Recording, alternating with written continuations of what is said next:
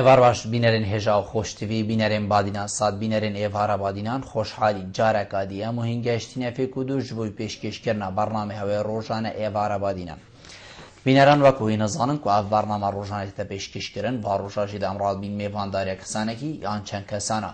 بۆ یەکێلڤێری گفتوگویەک بێتەکردن چاو گفتوگووە یا گرێدای بی پرۆژێڤە یان ژی یا گرێدای بی بزانین و زانیاریên میێڤانێمەیە ڕۆژێ بۆ پتر خزمەتکردنا هەوەیên هێژا و خۆشتوی ئەڤروکە ئەمڕا بووینە میێڤانداریە سێ مامۆستایên زۆر بەڕێز و پشکداری سەرهەلدانا پیرۆزە دەڤەرە بادیناندا کری مامۆستایەکی زۆر بەڕێز مامۆستا لوقمان قەتێ پشکداری سەرهەلدانا دەڤەرە بەردەڕەش و ئاکرێ بگشتی و مامۆستای زۆر بەڕێز عەلی ڕەشید ئەحمەد پێشمەرگەی دێرین مامۆستای زۆر بەڕێز زەکی ڕەمەزان پشکداری سەرهەلدانا دهۆکێ بابەتێ مەیە ئەڤروکە دێ گشتی بیتن سەرهەلدانا دەڤەرە بادینان کو لە ڕێکەفتی دوازدەی سێ سەرهەلدان البەردەڕەش و ئاکرێ دەست پێ کرد سێزدەی سێژی زاخو دەست پێ کرد چواردەیژی کو سەرهەلدان ئەم بێژین دەڤەرە بادینان دیمەهای تێبوو ئەو ژید بیتە پارێزگەها دهۆکێ بابەتێ مەیە ئەڤروکە دێگرێدای بی سەرهەلدانێ بە سەرهەلدان چ بوو بۆچی سەرهەلدان چێ بوو ئەو کیش ملەتن سەرهەلدانێ چێتکەن و کینە نەخشێ سەرهەلدانێ ئەدانن هەماندەمدا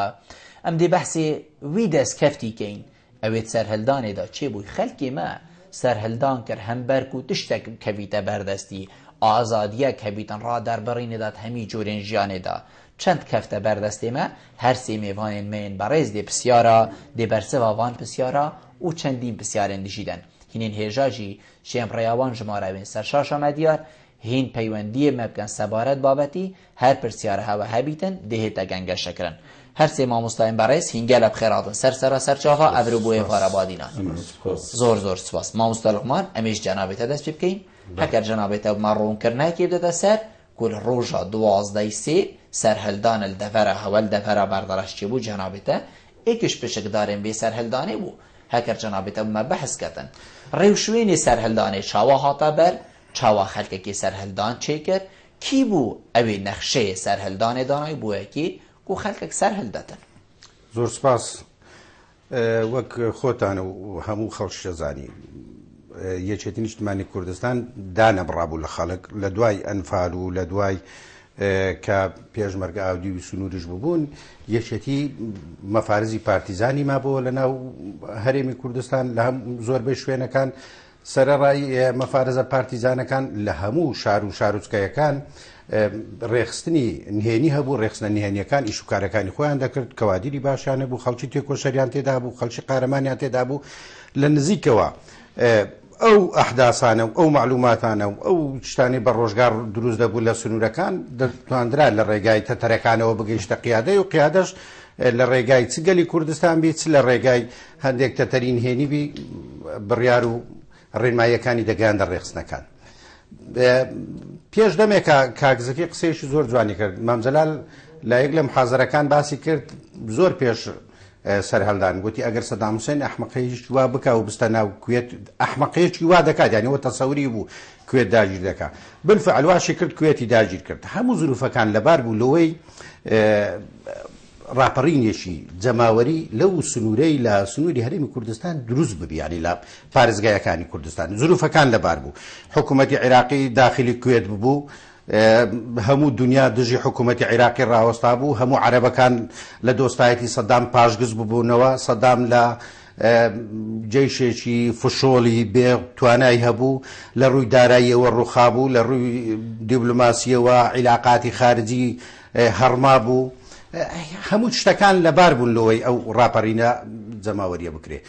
لە هەستکردنی یەکێتی نیشتمانی کوردستان بەو مەسئولیەتەی لەسەر شانیتی قسەی لەگە هەموو ئەحزابە سیاسیەکانی تریش کرد لەسەر چۆنیەتی ئالێتی دانانی ڕاپەڕین و سەرهەلدانی ڕاپەڕین و دەستپێکردنی ڕاپەڕین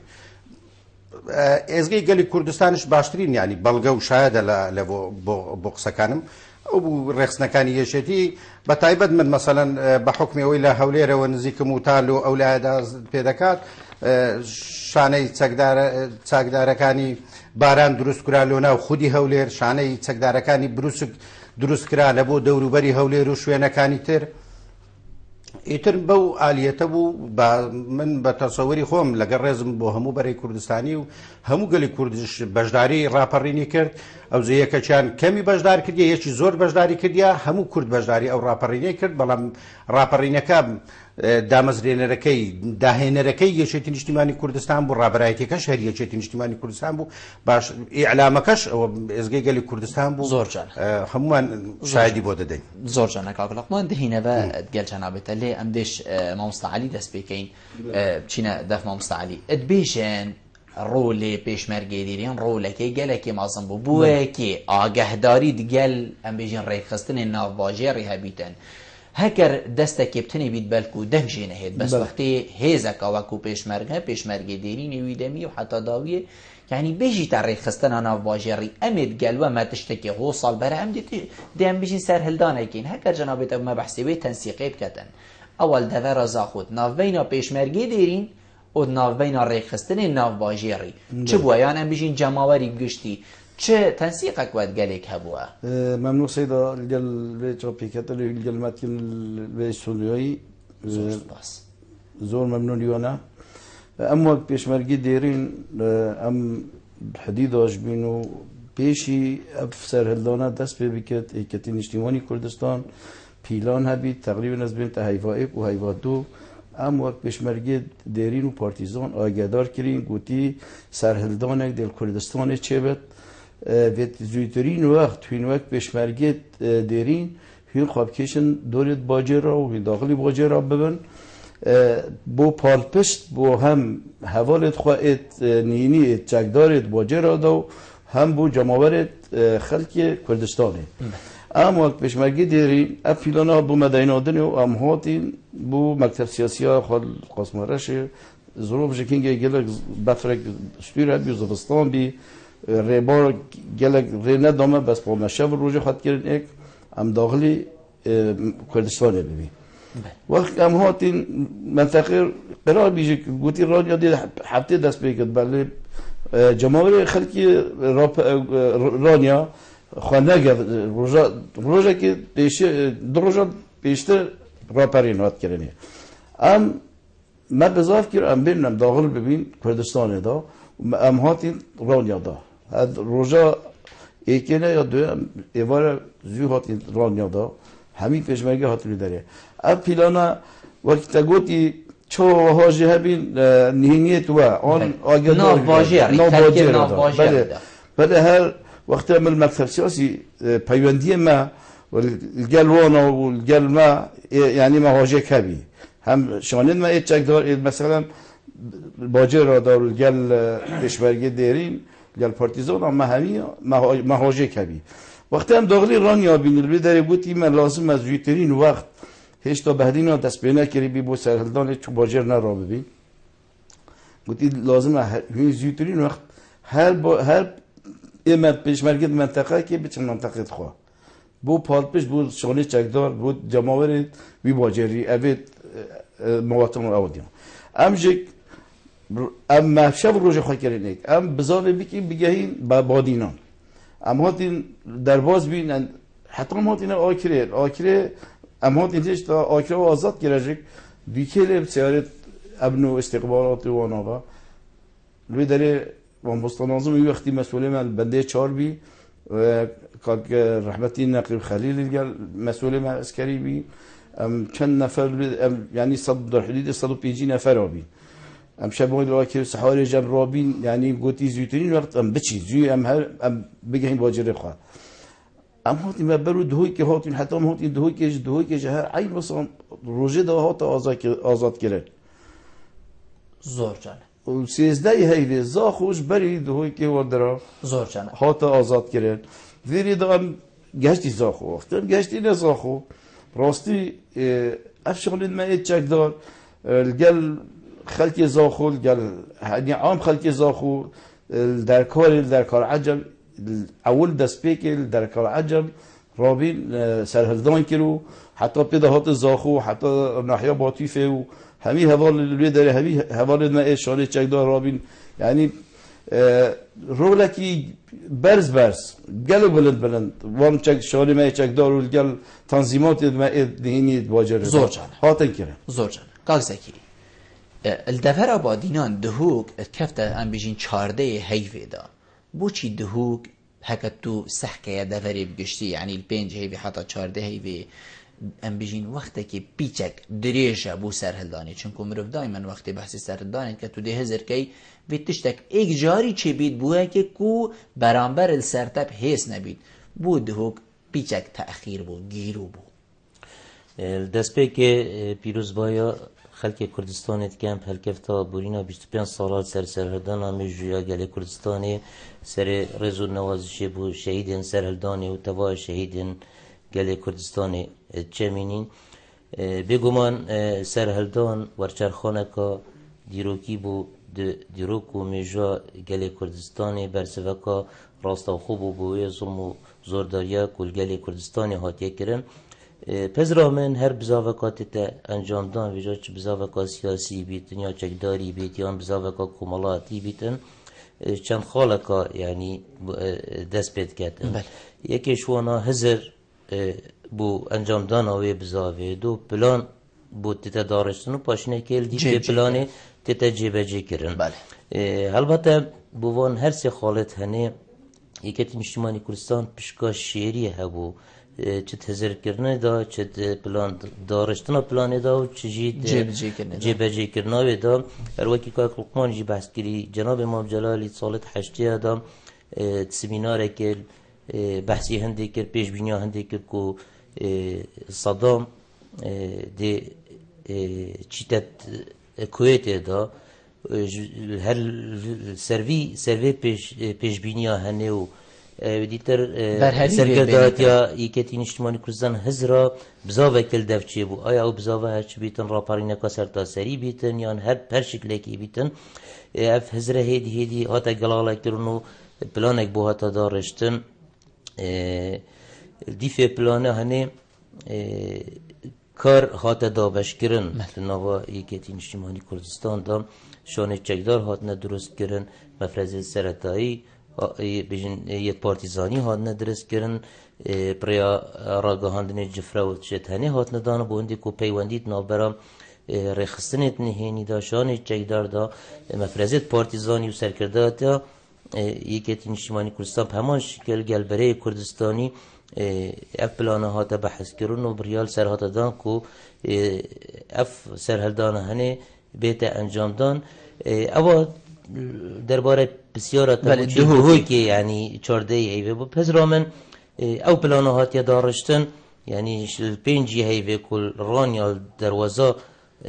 بجین راپرین دست بکری او جی پلان بو یعنی ماوا یعنی روش دیفروژه جه برهوی بو من هیکرون او جهت هنه بنا رزگار کرن یعنی وقت خود بو تحدید کرن و دیماهی که روش کو بیشتر تاجا سرکفتن لیدانال کرکی که با کل 21 هیوه هاتیه انجام دان از خود بینم یعنی نه که ماسیه که کل 14 هیوه دوی تأخیر بویا آنه بس اوجی پز رامل دیو برنامه بویا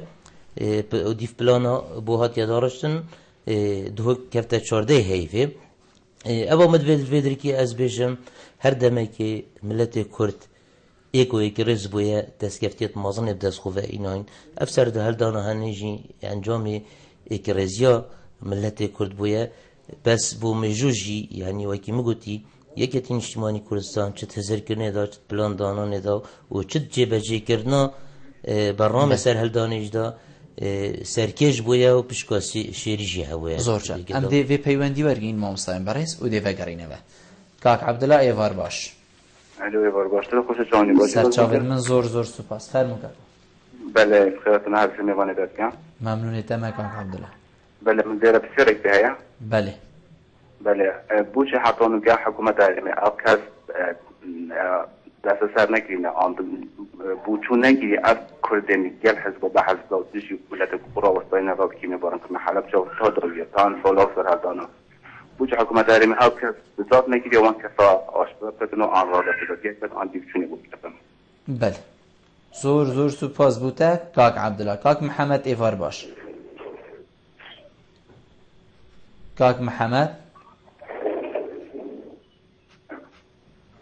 کاک محەممەد تەهاش من هەیە ئاگەهداری منی باشی بەڕێز سەرچاوێت من برا کەرەم کە وەڵای سوالێکم لەو برادرە هەبوو ئەوەی بەلێ فەرموو ئەوە دەرێ لە ئازادیکردنی کوردستان و یعنی شانەکانی یەکێتی نیشتیمانی کوردستان بۆیەتا هەموو پۆستە گرنگەکان هەر بەدەست پارتیەوە سەرۆکی هەرێم سەرۆکی حکومات هەموو هەر بەدەست پارتیەوە ئاساشی هەموو کوردستان بۆی مادام ئەوان ئەو هەم بۆ زۆری مزاهرە و خۆپشتاندا هەر ئەوان بوون بۆیەتا پۆستە گرنگەکان بۆ قبول دەکەن زۆر یعنی هەتاکەی قبول دەکەنەوە مەمنونێتەمە ئەگەبرێ یەکێتیم بە خۆپرۆست دادرێت کابراسی جێرە شێوێت دادین ئەگەبرێ یەکێت هیچیت بۆ ناکرێت لە یەک دائیرە لێک جێدا بە پەڕاشی وەرداگیرێت بە پەڕاش برێتم کە پەڕاش وەرن ناگرێت زۆر مەمنون زۆر سپاس بووتە کاک محەممەد هەرێکی بچوونەکای حەقەت بینەرن ئەم دێ مامۆستا سەلامی وەرگین مامۆستا سەلامی ڤار باش سيدي بورتا باش وخير وزنو برنامج هواي تلفزيون كاين زۆر سپاس وخير وزنو هسه بريزو شي كاين مەمنونێتەمە هاي كاندا والله سهلتون غورينو ملتونا بله وساكرتنو ملت كويت حبيبو بله بس كاندا هسه حاولت الجمع اذا رفضت شونت نفسي هبون بله وبيشماقية يجي يقدر اجتماعي كردستان منطقة بوك مفرزات توفيق جلتي وشهيد حسن سليمي بله الأطراف الأميدية بمبالي فأوسع هذون الدهوكي هلوبتي من أو بيشماقية الأميدية وتبدكي بجاب حسك إنه بما جب كانت يا أميدية جب كانت البرنامج خده أم هاي رجع أميدية خارج قوس هاي كتبه إمودة صدقنا كانوا يبقوا بيني أنا بوش أبتشي روكي هذون كلها بعد الرشكيات او زخود هوتی کی علی امیدی کی بود ونه شورا شوی که امیدی و چی بی فهدانی امیدی چی بی وقتی آب خوش میره دهوتی اوید خوب هزار دنیا ندن وقتی دهوتی بعد یرابی پونه آب امیدی به دهوتی بونه خدان ساکن دهوتی روازدان حتی خارجی عیال خوب خلاص کله و دابوفین علی پا امیدی کی بود علی موضوع شما عم تو به امود صد چی نام تو به کردستان نه ام سپاس کردم اسمم نونیتما بیت أفا تقصيري بيتن شلاي ماذا يعني راسي بيجم أسنايق مسر ملين برادرا بس بيجن تيتا قوتن دهوك همي يعني بإيك ناف تيتا قوتن هرچند راستا زاخو و بردرشو آكري ما مستاي لقمان بيش بردرشو آكري و بگشتي و ما مستاي عبدالله البيش زاخو و بیت أبا تقصيري بيشلاي من أو هزره وصان نكر بيت خو از بيجمت أس إيكي آمدية جبينم از دوالي بولينت كم آمدية هردم جه شورشا بوا آمدية هردم جه هندي بوا كومير خاص و كسان زور پهلوان لدر كبن لبولينش شوي خلقي خرقت خازم لي از حس كم هين و ام همي و كساب نينرين خوب بينين ين همي باجر و باجر و گندو هر جهه كي ام لبين ماموستا كاك عبدالله بيجيتن اصلا صانم چيش وده برسبدت حقيقت يعني اكيد كسان هبوينه يعني في چنده داكو دستت قال رجيما بعث هبيتو كرد بل دستت قال هبيتن ماموستا من جانبه دست بگن كاك لقمان يعني كرد بوينه دستت قال رجيما بعث هبوه او بوينه كو كارسات بسري كرداينه و حتى فيگا في بلكو برداي تين حسيب کرن اما بابت اكي گلق دريجه بس الوي دمي مرما من از ديوسا قيمة جانبته اري طول فكرن چي بو الدفره هوا كسك بزانيت اوي هني اوي دستت قال رجيما بعث هي طول فكرن چي بو هزرا طول فكرني چي بو يانجي پشتي آزاد کرنه هزين پیشمرگی رابون بکنترول کرنه او دانانا چند یاسا اکا بوی که جیان بریده بچید خوی کاک بلبل دایما پیاو کاتی شتێکی زۆر گەورە بەدەست دەینی شتێکی بچووک لەدەست دەدەم ینی بەسەر شتێکی بچووک باز دەدەیت سەرهەڵدان ئەوەندە گەورە بوو ئەوەندە شتێکی تاریخی بوو ینی هەر هەواڵێ منش عەداوەتە شخصی هاتەش بیرکردن وەرسەرخانێکی تاریخی بوو سیاسی بوو ئابووری بوو نەتەوەیی بوو قەومی بوو یعنی لە ژیانی کورد گۆڕانکاریەکی زۆر گەورە بوو ئەو سەرهەڵدانە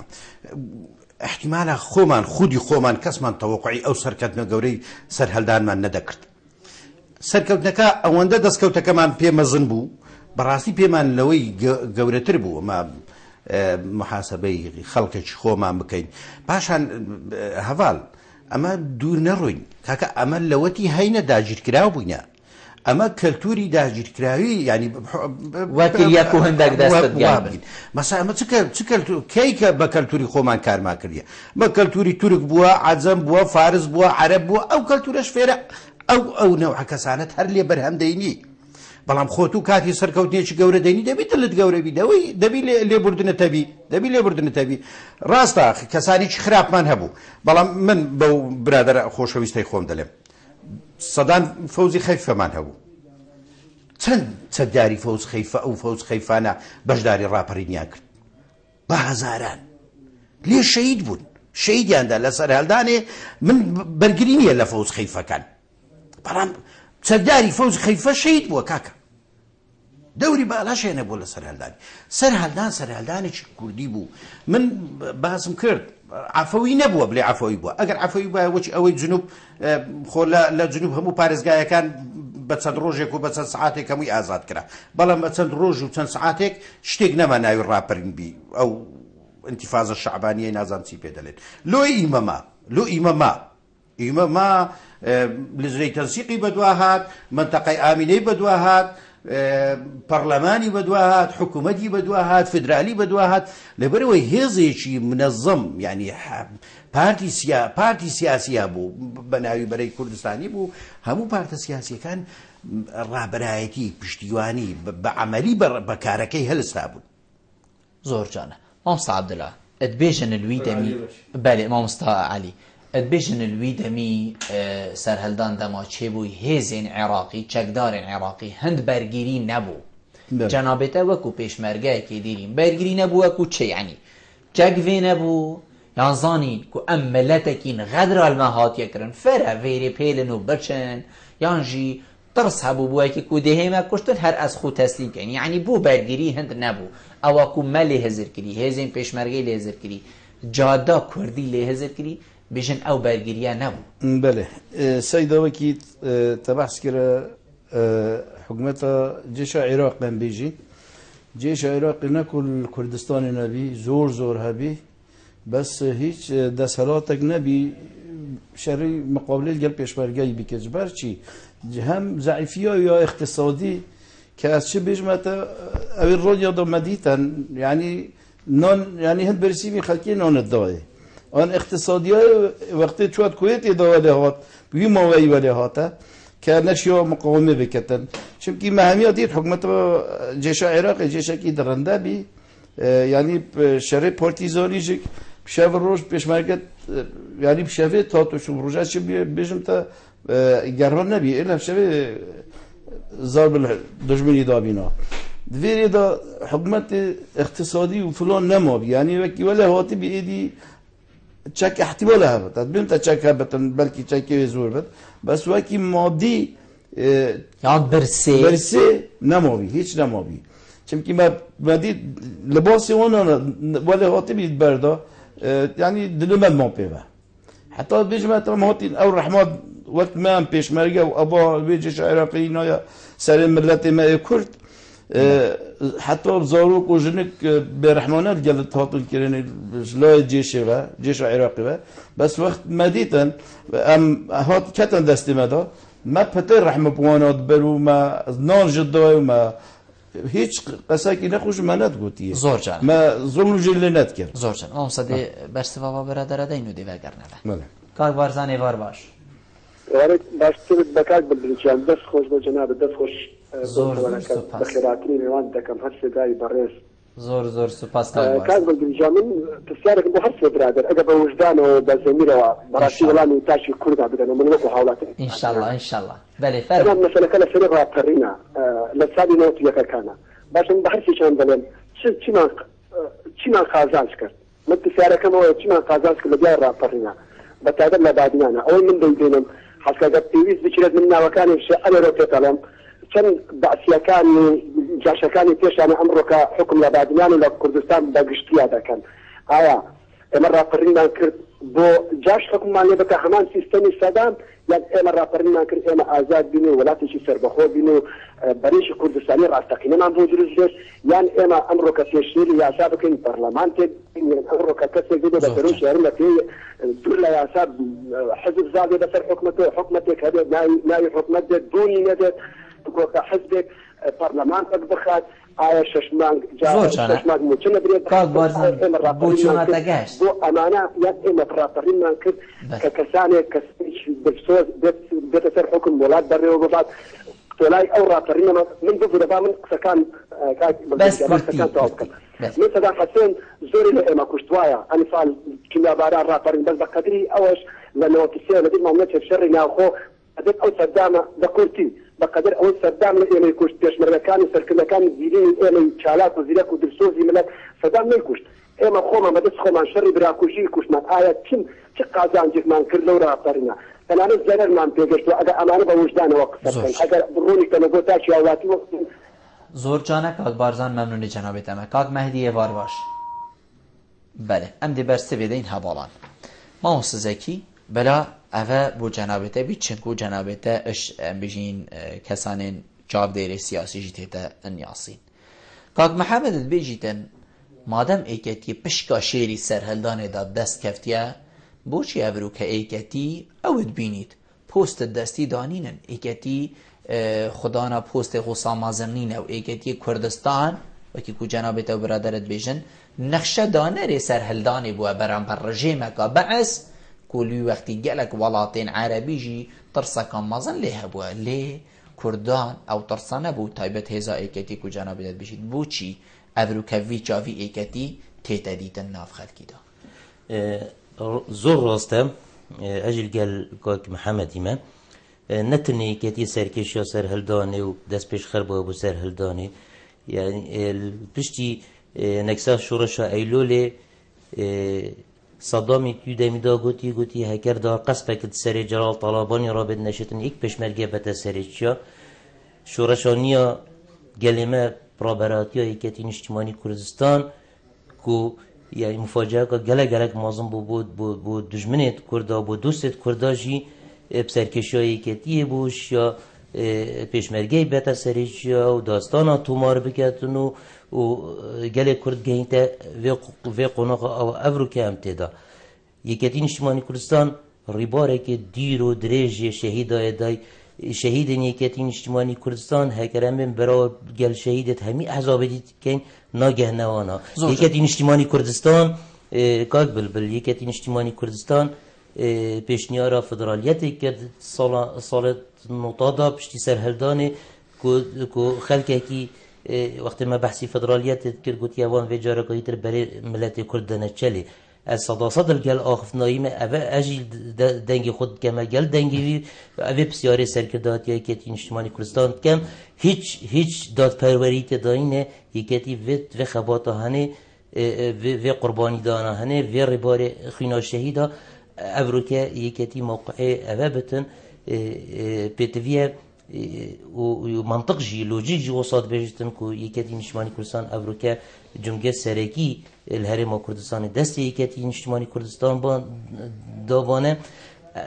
بجا خلال كيدركيه أجي وكو كادرين يكتي أجي وكو دلسوز كادرك يكتي بسيارامجي أفيا وصداصات أزل قلبي ما براستي يكتي استحقاقا قد خو ورنا جرتينا بجا اجدل سوزیایی کتیه بیتن با یک رزیان آف مالا کردی اجدل سوزیایی کتیه بیتن با یعنی پاراستنا وان دست کفتیت گفت دست مباهات بیتن اوه جی بسیاریه لی یکتی نشمانی کردستان غدر کام مازن اکو افروکه هلوست یعنی بجین پیگه وی نوا هرما کردستان براورد نایت اکرن گل قربانی دان وان شهیدتی یکتی نشمانی کردستان داین بله دی بیجین دەستکەفتێن سەرهەلدانێ چ بووینە خەلکی سەرهەلدان کرد هەم بەر چ وەربگریتن چ بکەبیتە بەردەستە هەماندەمدا دەبێژینژی ڕۆحە سەرهەلدانێ vê çawet giyanê mirovî de hebîtin lê piştî vê navberê mamostayên berez dê berseva pisyara dan gel me bin.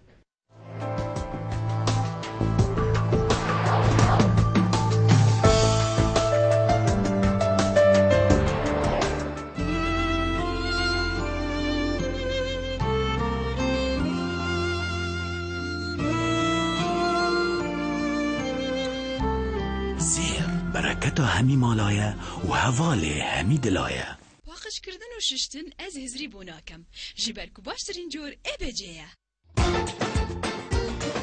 تمیزین ابجسی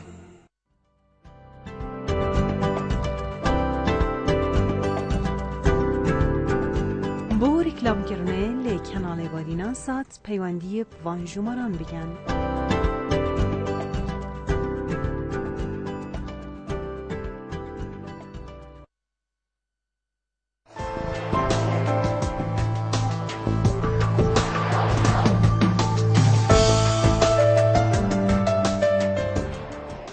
ام وگرینه ما مستایم برس ایکش برادر کاک بارزانت بیجیتن ما چه فایده کرل سرهلدانی تایبت الدور آبادینان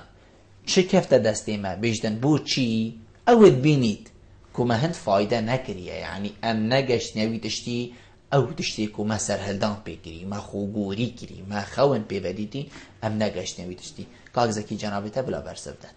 خود توزانی چویه هر بزاوا کتب که مرجینه تو صداصت وان آمان جده بودا اویدی کرین تو جیبه خود سال جیبه چن وکی ویگاوه تو بیستو هنده ساله چون لی سرهلدان گله کردستان وکی مگوتیه تا ورشارخانه که گلک میجوی بو دیکتاتور ترین درنده ترین کس الشرق الاوسط الدنیای هات رامالین دسالاتا باشوری کردستانی که تطلبت خلق کردستانی دام هگر ام بین راست و چپه که سر همی وان پنگاوت حکومت هرما کردستانی ادوان چند سالت بوری دا کرین ادبیجن به وجدانیه پنگاوت هات نهاوتن ولی بسیار اوه او پنگاوت هنه اصل طموحا مداینه نخیر اجل گل هندیمه هگر ام بین سحکینی براورد گل یعنی باشور کردستانی و هرما کردستانی 5000 گند ویران کری بونه یعنی ولاته که کاول بویه پنگاوت هات نهاوتن لی او پنگاوت هنه ند طموحا مدانه چیان باشتر لیب کن راسته چیان باشتر لیب کن نهاتیه کرن افروکه جه داخل هپشتی بورینا بجین چارک صده کل سر هلدانه افروکه خلقه که ناامیدی برای خود ده سر هلدانه پراستین از گلوی خلقی جینم لی پیتویه باشتر پنگافات بالانسک هبایه باشتر پنگافات ما چش آلی سیاسی و چش آلی آبوری و چش آلی مسئله دیموکراسیته و که پراستی تایبت قناغا افروکه امتداد بورین و شر داعش و جاوه دنیای همی کت یسر هرما کردستانی امید بینین هندک خالد گلک لوازل کردستانی پیدا بن که باید جینا امیدیا هندک خلکی ام هیوی دارین گل ملت کرد الباشور کردستانی گل دوسوزت گل آلین سیاسی بجین خوب زفرنه و مراجعه خوب کن خلکی سرهلدان نکیه که افروکه هنده کس به زنگی بن شفافیت نبیدن کسی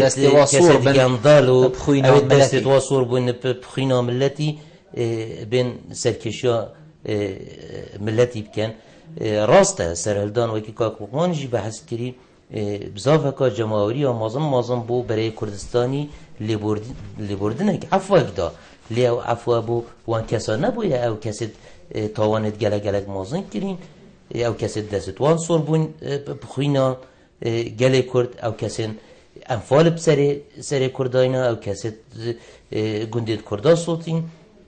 افروکه ام پراستی الویدر که است نه نوینه ری حکمتی ما الویدر که است نظام حکمتی چه پنگاف هاوت نه و چه نهاوت نه بهنده بس افسر همدانا هنه او نبو بهنده که وکی مگوت یتا افروکه کردستانش قیرانه که برف قیرانه کادی تر بچه زور جانه کاک لقمان سرهلدان چه بو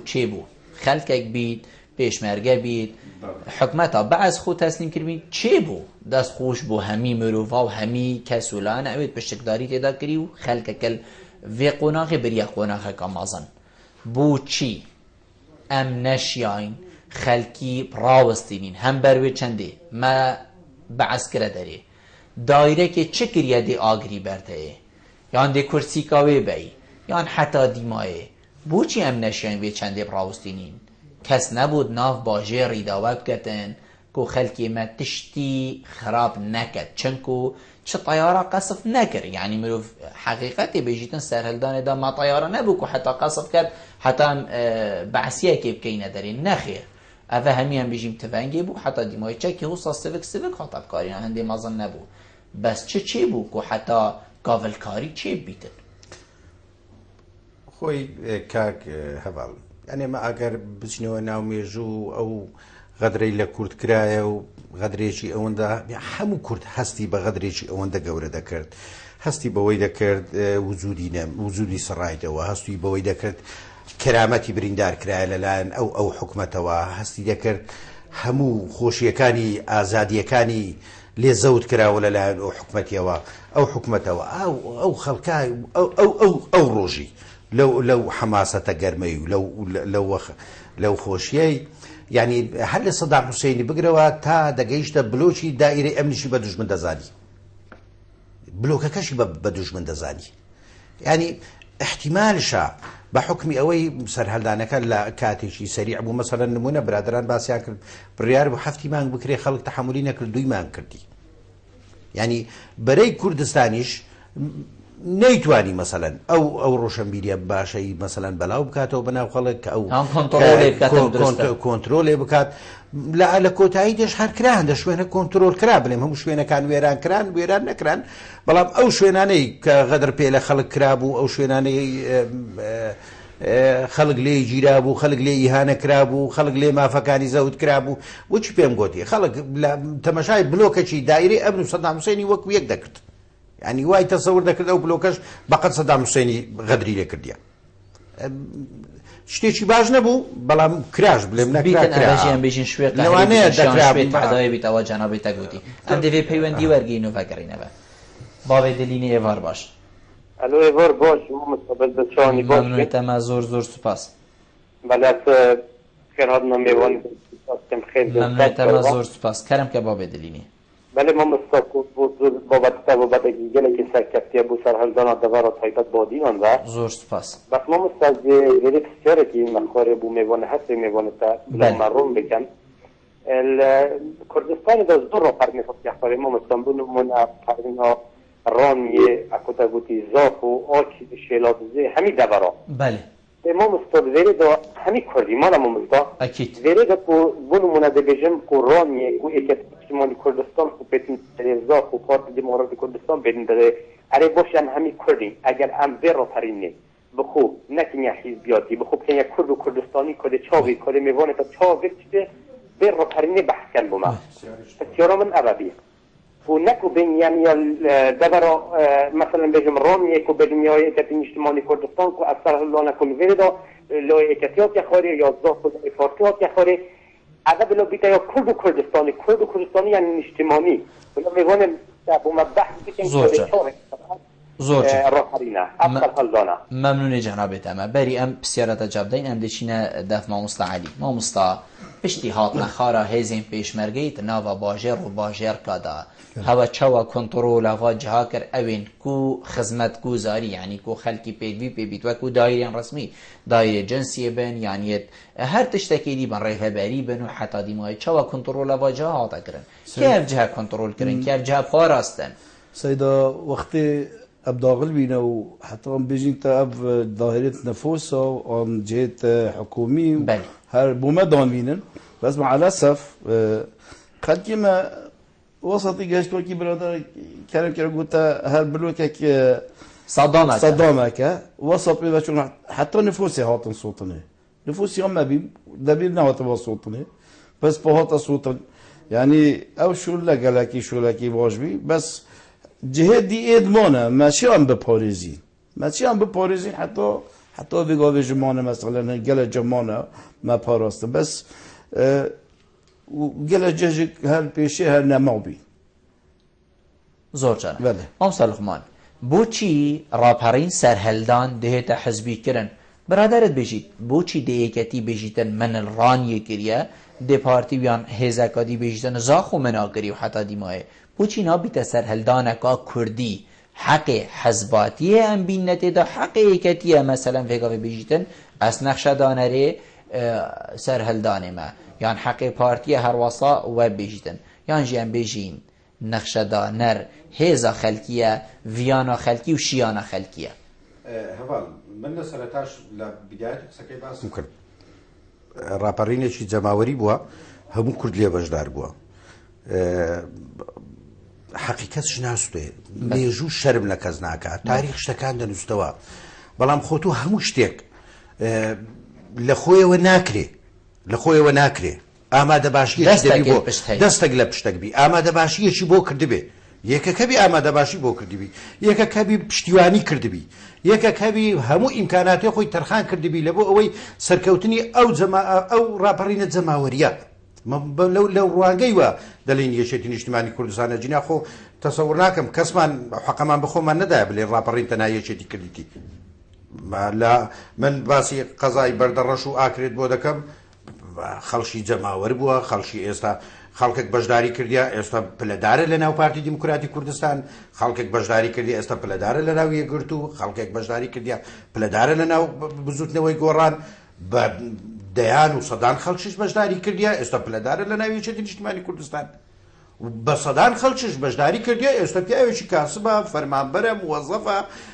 زۆر لەوانەیە دەوریشی لە من باشتر بووە لە ڕاپەڕی من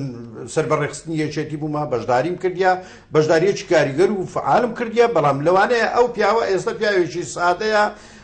چار مەڕ و بزنی هەبی بەخێو بکات لە ڕاپەڕینی زۆر لە من زیاتر دەوریشیە بووە ئەو ڕاپەڕینی من و تو ویدینیە ڕاپەڕینی کورد بووە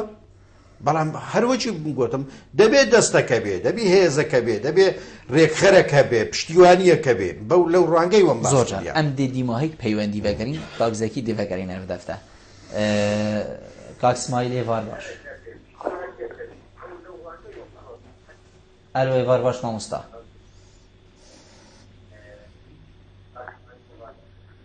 ێوار باش مامۆستا سەسەرێ من از نازبێتە سەرهەلدانا کوردستانی پیرۆزبایی خەڵکی کورد حەمید کەم زۆر سوپاس بوو جەنابێتە هەکەران بین و بەحثی سەرهەلدانی بکەین سەرهەلدان بەلێ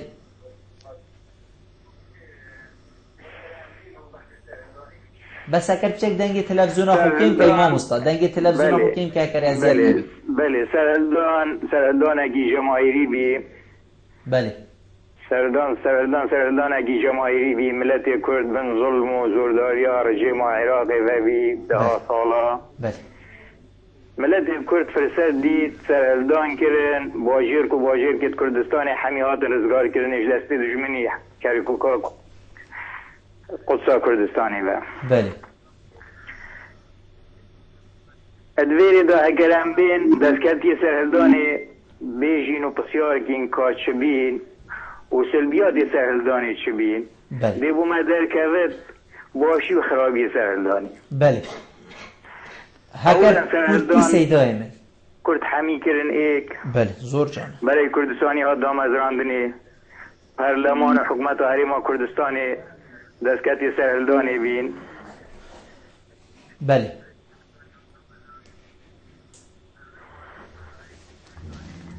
بەلێ زۆر زۆر سوپاس بوو مامۆستا ئیسماعیل نزان دەنگێتە دیردیرێت گەیتەمە نزا دەنگی تەلەڤیزیۆنەتە زێدە چاوایە مامۆستا زەکی خەلکی ڤیگاڤێ ئەتە ناوا جادێدات ناوا ئەم بێژین ئێکوددا وەختێ تو چە دیوانێکێت ڕووینە خارێ بەحسێ سەرهەلدانێ تێدەکردن بەحسێ هێندێ تێدەکردن کودوێتن مرۆڤی ڕۆحا سەرهەلدانێ vê بیتن جەنابێتە چت بیت ڕۆحا سەرهەلدانێ یعنی چه بەلکو ئەم حتا ڤێگاڤێتی نەگەشت بین یاش مەڤە سەرهەلدان ئەوە کو ئەس ڕابم تا نەهێلم تو من نەهێلی یێدیێدین سەرهەلدان ئەوە بیت هەبوونە ڕۆحا سەرهەلدانێ ئیلا ئەوە تو هەندێک مرۆڤاش ناو بەی یان هەند دەڤەرێکی پیچکە یان تو چ بکەی ئەو سەرهەلدانە نوتۆیەکی هاتیەکردن دژی دژمنێکی بوو بەلێ ئەمە وەختیان بین بەحسی ڕۆحا سەرهەلدانێ بکەیان ڕۆحا سەرهەلدانێت ئاڤادانکردنا وڵاتیدا ڕۆحا سەرهەلدانێت نەهێلانا گەندەلیەدا ڕۆحا سەرهەلدانێت چەسپاندنا پرەنسیپێ دیموکراسیەتێدا ڕۆحا سەرهەلدانێ زانین و زانستێدا پێشکەفتنا زانکۆ و زانینگە هێتمەدا ڕۆحا سەرهەلدانێ برخودانا تندوتیجیه و هزرین شوفینی و هزرین تندراو یت اسلام یا تندراو روح سرهلدانی نهیلانا گندلیه دا شفافیت داد بواره ثروت و سامانی پیتلیه ویگاوی اوه بیتکرن تدبینی بو سردمکی وکی ابروکا یا فره افتشتا بیتکرن گمان تدانینه ابروکش همی قناغا پتر ام پیتوی وی روحینا او ما بحجید کر افرو حتی هندی داد جسبتن کو هر کسی خوب خدانه وی ولاتی بزانتن روینش قیرانا نه چاره سریه بلکو داکو کی کرن سر چاره سریه باشترین چکو ولات میه ام همیت پاپوره که دا هکر هاتو خود نکد اف پاپوره جر آف که وطن ام همی دی کوینت بن آفه دا او دست کفتیت خوینا هزارهان شهید افرو که مبدس خوفه اینان دیش دست چن افرو که دنیا یا براو گورانکاریه که گلک مازن دچتن هنزانن ام هیدی نزیکی 100 سال یا سایکسوی کد بین بحثی هنده تکن که نقشه جغرافی یه بیده براهنه بیتا گوهارتن بیتا ویل سرگل کردستان نخباز سیاسی روشنبیرت باشور کردستان خو آماده بکن بوان گورانکاریا چونکه گلک جارا گورانکاریت مازنت دنیای دا چی بوین جداخه امنت آماده بون بوان گورانکاریا منش یا پشکش وان وی که کهانی ام دست خوب بخی جبر هنده من دست پیکیجی من بحجی کرن وتی هر دمه که گله کرد ایک روز بویا ایک حلویز بویا دست کفتیت مازن مبدس خوبیت اینان افروش همی دما پتر ام پیتویای ایک رزیا ناف مالا کردستانی نه چاره سرکرنا کشن سیاسی کشن آبوری اف قیرانه تنه ملت ما از خوی گش بینم آسوه که گله که گش برسینگه ما هی نتنه الباشور کردستانی بلکه روش آوای کردستانی هید بینن بزاوا کردی الوی پارچا کردستانی گهشتی آسته که گله که باش الباکور کردستانی افرو که گله کردستان هشیاره یه شوازن دیموکراسی و شوازن مدنی برگریش موافق خود کرد زور جانه مامسال خمان جنابی تا ایکش وکو پشکداری نم بجین سرهلدانی تا هزر کرد دی اف دست کفتیا ویگا وی هی دی هر هنده بید یا دی مازن تر بید طموح و حز و ویانه تیاوی وقتی گل وی وقتی ات گنجید تدبینی ایکه تکریه بو ابروکه هبید تا آزادی وکی ابروکه هبید تا سر بخویا وکی ابروکه هبید تا وڵاتێکی وەکی ئەڤروکە هەبیت یانژی گەنجێن vêgavê hey belku gele cara tête gotin vê jî razî nîn dê erdekê bî dê bêjîtin viya bate hikûmeta beez dît ba dotib evrûk he razî bî cenabê te çi dibêjî te ew jiya dîtî te vêgavê jiya dîtî û tu piştgidar jî bûye. زۆر سپاس والله من دلم نایە بلێمە گەنجەکانی خۆمان سەدامی بدینندا بۆەوەی ڕازی بن گەنجەکانی خۆمان زۆر لەوەی لە لای من خۆشەویستتر و گەورەترن حقیقت بلێن ڕاپەڕین هیچ دەستکەوتێکی نە بۆ سەرهەڵدان دەستکەوتی نە بۆ دەستکەوتەکان زۆرن و هەنەش ینی بەلایەنی کەمی تو ئێستا ئاگەکیانێکی تەواوتش نەبی بەڵام نیمچەکیانێکی باوەڕ پێکرا و نیمچەکیانێکی سەربەخۆ نیمچەکیانێکی معتەرەفتەیە یعنی جارێکتر هەنگاو بەرەو دواوت نییە بەرەو دواوت نییە ئێستا زروفەکانمان ناخۆشن بەڵام بەراورد ناکرێت لەگە زروفەکانی ئەو سەردەمی پێش ڕاپەڕیت بەراورد ناکرێت ینی فەرقەکەی لێرە و لۆ ئاسمانە بەڕاستی مە جارێکتر لۆ دواوە لێ نادەین بەگ لێ نادەین لۆ دواوە بۆ پێشەوەیە بۆ پێشەوەش گومان لەوەی دانیا ئەو وەزعی ئێستا تێداینیا نە من لێی ڕازیم نە تو لێی ڕازی